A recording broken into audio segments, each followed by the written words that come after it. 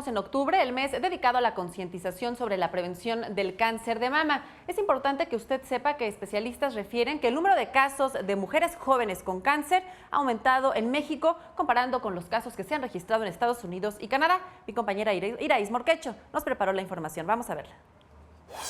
En nuestro país el cáncer de mama cada día se presenta en mujeres más jóvenes. El 20% de los casos reportados son en menores de 44 años, casi el doble que en Estados Unidos y Canadá, donde se reporta un 12%. Además de ello, los especialistas indican que el tumor es más violento.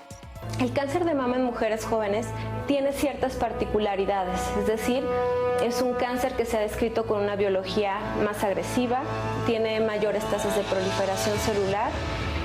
Los subtipos que se han identificado son frecuentemente más agresivos en mujeres jóvenes.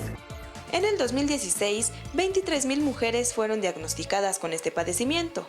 Lo preocupante es que cerca de 3,000 son menores de 40 años. Sin embargo, la detección oportuna hace más fácil combatir la enfermedad y consolidar sus proyectos de reproducción. Si una mujer joven quiere tener hijos después del diagnóstico, es necesario que lo comunique a su médico para que se puedan establecer protocolos de preservación de la fertilidad.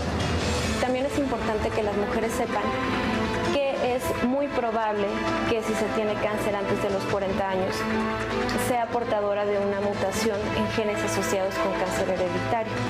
Hasta el momento, especialistas han trabajado con